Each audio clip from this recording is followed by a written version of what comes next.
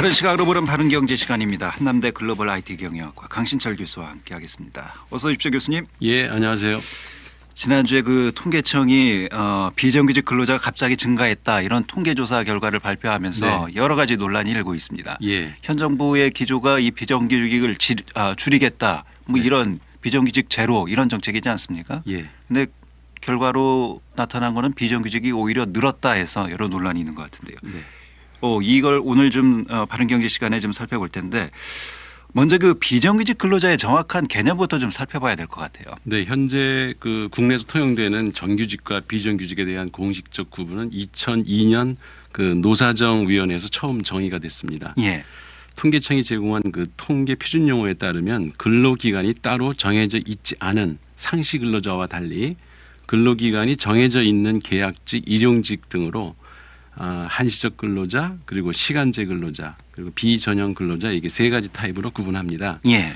여기서 이제 한시적 근로자란 근로계약 기간을 정한 기간제 근로자가 있고요. 예. 근로계약 기간을 정하지는 않았지만 계약을 반복 갱신해서 계속 일할 수 있는 비기간제 근로자도 포함합니다. 예. 두 번째 시간제 근로자는 직장에서 근무하도록 정해진 근로시간이 동일 사업장에서 동일한 업무를 수행하는 근로자의 소정 근로시간보다 1시간이라도 짧은 근로자로서 평소 일주에 36시간 미만 일하기로 정한 경우가 해당됩니다. 예. 소위 그 알바생들도 여기에 해당하고요. 어허. 마지막으로 비전형 근로자는 파견 근로자 또 용역 근로자 그리고 가정 근로자, 일일 근로자 등으로 구분을 합니다. 우리 노동시장이 참 복잡해요. 예, 복잡합니다. 그 일의 종류가 상당히 많아져가지고요. 예. 이게 뭐 세분화하는 여러 가지 개념들이 지금 혼재하고 있는 이런 상황인데, 근데 어쨌든 이제 작년에 비해서 올해 비정규직 근로자가 늘었다라는 것이 이제 통계청 조사 결과 발표이지 않습니까? 예, 29일 통계청이 발표한 8월 근로 형태별 부가조사 결과에 따르면 비정규직 근로자가 748만 명으로 전체 임금 근로자의 36.4%를 차지하고 있습니다. 예. 그리고 2007년 3월 조사 때 36.6% 이후에 12년 만에 비정규직 노동자 비중이 가장 높게 나타난 겁니다. 예. 비정규직 근로자 수는 지난해보다 86만 7천 명이 늘었고요. 정규직은 35만 3천 명이 오히려 감소했습니다. 예. 그러니까 통계상으로 보면 정부의 정책이 실패했다고 봐야 되겠죠. 예. 글쎄요. 이 뭐 공공기관의 비정규직의 정규직화 이런 정책도 지금 시행이 되고 있고 네. 어쨌든 현 정부의 정책 기조가 비정규직을 뭐 대폭 낮추겠다. 뭐 네. 제로까지 하겠다 이런 얘기인데 이렇게 비정규직 근로자가 증가한 원인을 그러면 어떻게 봐야 될까요? 정부는 이번 조사가 국제노동기구 ILO에서 25년 만에 개정한 그 종사상 지위 분류 기준을 적용했기 때문에 기간 기준을 강화하면서 이제 기간제 근로자가 추가됐다로 이제 그 원인을 밝히고 있는데요. 예. 그 동안에 이제 32 내지 33%에 머물던 그 비정규직 비중이 갑자기 상승한 것은 고용 예상 기간에 대한 질문에서 상당수 응답자가 기간 정함이 없다라고 썼다가 이번에 통계조사할 때 있다로 변경했기 때문이라는 겁니다. 예. 그 기준이 강화되면서 추가 포착된 기간제 근로자가 35만 명 내지 한 50만 명 정도 추산되는 거죠. 그 얘기는 이제 통계 조사의 방법을 바꿔서 네. 이렇게 비정규직 근로자가 늘어난 것으로 보인다 이런 얘기인가요? 예, 예. 그러니까 통상 정규직은 근로계약서에 입사일만 표시되고 언제까지 일한다고 표시하지 않습니다. 그렇죠. 하지만 비정규직 근로자는 이제 한시적 근로기간이 명시되어 있는데요. 예. 특히 수습 사원의 경우에 수습이 연장될 수도 있고 수습 뒤에는 정규직화가 되지 않고 정규직 고용이 안 되는 경우도 많습니다. 예. 또 1년 임시로 일해보고 정규직 전환 여부를 결정한 회사들도 있는데요.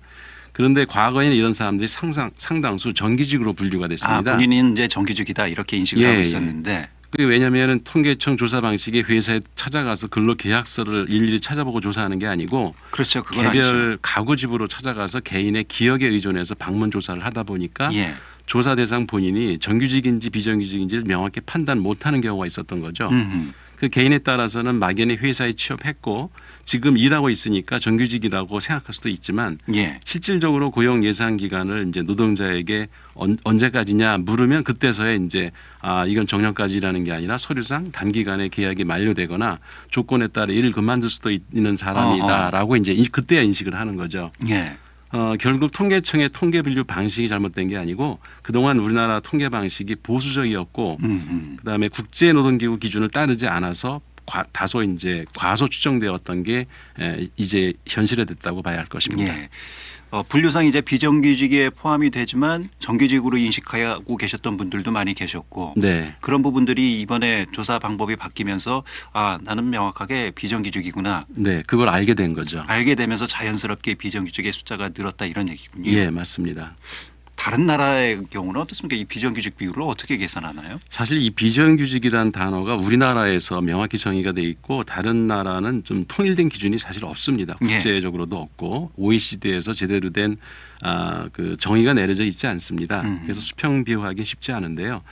2015년 이제 통계를 보면은 28개 OECD 국가 중에서 비정규직 비율이 20%를 넘는 나라는 한국을 비롯해서 이제 칠레, 폴란드, 스페인, 네덜란드 등 5개 나라에 불과하고요. 예. 프랑스나 독일, 이탈리아, 캐나다 등 선진국들은 10%대 중반의 비정규직 비율을 유지하고 있고요. 이웃나라 일본도 이제 2012년 기준으로 비정규직 비율이 13.7% 수준입니다. 예. 요새 많이 늘었습니다. 일본은. 또 영국, 벨기에, 노르웨이, 덴마크 등 9개 국가는 비정규직 비율이 10%가 안 됩니다. 예. 우리나라가 좀 평균보다는 높은 편에 속합니다. 근데 이제 이 비정규직을 단순히 숫자로 비교할 수 없는 이유가 네. 이 비정규직에 대한 사회적 인식 그리고 노동시장에서 비정규직을 어떻게 바라보느냐 이런 부분이 각각 나라마다 다 다르잖아요. 맞습니다. 그러니까 예. 수치로만 보면 선진국들도 비정규직 일자리가 점점 늘어나는 추세인 건 맞습니다. 예. 사실 사회보장만 제대로 된다면 어느 한 직장에 종신고용 상태로 매이는 것보다는 프리랜서로서 자유롭게 일하고 싶을 때 일하고 쉬고 싶을 때 쉴 수 있는 비정규직이 사실 가장 이상적인 그렇죠. 거죠. 예. 그런데 우리나라처럼 고용이 불안하고 사회보장제도가 제대로 되어 있지 않은 나라에서는 프리랜서나 는 이제 백수나 다름없게 취급되고 있는 게 현실이거든요. 그래서 임금 격차도 참 심하고요. 예. 한 노동 사회 연구소의 연구에 의하면은 정규직과 비정규직 임금 차이가 거의 2배 가까이 차이가 난다고 합니다. 예. 그러니까 사실 비정규직의 시간당 임금이 더 높아야 정상이거든요. 예. 그러니까 고용 시장의 경직성도 큰 문제인데요. 선진국에서는 직장 이동이 비교적 쉬운 데 반해서 우리나라는 한 번 퇴직하면 다른 직장으로 옮기기가 쉽지 않고 그 경력 단절이 흔히 일어납니다. 그렇죠. 그리고 이제 선진국에서는 비정규직에서 정규직으로 전환하는 비중이 매우 높은 데 반해서 우리나라는 한 번 비정규직으로 시작을 하면 평생 비정규직에 머물 확률이 높아진다는 게 큰 문제입니다. 예. 그러니까 OECD 국가들의 비정규직에서 정규직으로 2년 이내에 전환하는 비율이 적게는 34%에서 최대 71%나 되는 경우가 있는데 반해서 예. 우리나라는 4년이 지나도 겨우 9%만이 비정규직에서 정규직으로 전환되는 것으로 나타났습니다. 이 같은 차이는 비정규직을 고용하는 동기가 다르기 때문에 나타나는 건데요. 선진국은 그러니까 일시적인 인력 공백을 메우기 위해서 주로 비정규직을 선발하기 때문에 이들은 자신의 능력을 입증하면 정규직으로 전환하거나 재취업될 가능성이 높지만 예. 우리나라는 주로 인건비 절감을 위해서 비정규직을 쓰기 때문에 그렇죠. 예. 이들이 정규직으로 이동할 가능성이 매우 낮은 겁니다. 우리나라 노동 환경 특성상 이 해고는 곧 죽음이다. 네, 이런 상황에서 비정규직은 여전히 사회적 약자일 수밖에 없고요. 그렇죠. 예. 그렇기 때문에 이 비정규직을 우리 사회가 어떻게 대우하고 바라보느냐 이게 네. 이제 극명하게 선진국하고는 좀 차이가 있는 것 같아요. 예, 예. 우리나라 비정규직 근로자 비율이 OECD 평균의 3배다 이런 주장도 있던데 이건 어떻게 된 얘기죠? 그 통계 방식에 따라서 그 여러 가지 이제 해석들이 나오는데요. 그 한국경영자총연합회 이 사람들은 이제 기업주들이니까 당연히 한국이 그 비정규직이 낮다고 주장하고 싶겠죠. 그래서 예. 여기서는 2배밖에 안 된다고 하고 노동단체에서는 3배 또는 4배까지라고 주장하기도 하는데요. 그러니까 OECD는 사실 비정규직이라는 용어를 써서 통계 자료를 내놓은 적은 없습니다. 그래서 명확한 답은 하기는 쉽지 않습니다만은 그 OECD는 각국의 고용 형태가 다양하기 때문에 비정규직이라는 통일된 경제 지표가 없고 전체 근로자 중에서 정규직을 제외한 나머지에 대해 임시직과 흔히 알바라고 불리는 그 파트타이머 정도의 통계 자료를 제공하고 있습니다. 그럼에도 불구하고 하여튼 경제 선진국과 비교할 때 우리나라의 비정규직 근로자 비중이 높은 건 사실입니다. 이번 예. 통계에서도 나타났고요. 그래서 비정규직 근로자들의 임금 수준이나 처우도 정규직에 비해서 현저히 나쁜 것이 사실이고요. 그래서 결국 그 세계 노동기구 권고에 따라서 새로운 통계 방식을 적용해서 비정규직을 더 정교하게 차단했기 때문에 비정규직 숫자가 늘어난 것은 분명해졌고 그 정비 기준으로 임금 노동자 10명 가운데 3.0명 예. 그리고 한국노동사회연구소 조사 기준으로 10명 중 4명이 비정규직인 우리 사회에서 이 비정규직을 줄이는 노력은 더욱 더 우리가 노력을 기울여야 되지 않을까 하는 생각입니다. 예, 알겠습니다.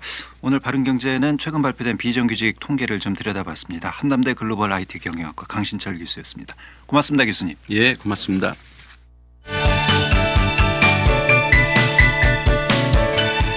여러분은 지금 김현선 아나운서가 진행하는 5시엔 대세남을 듣고 계십니다.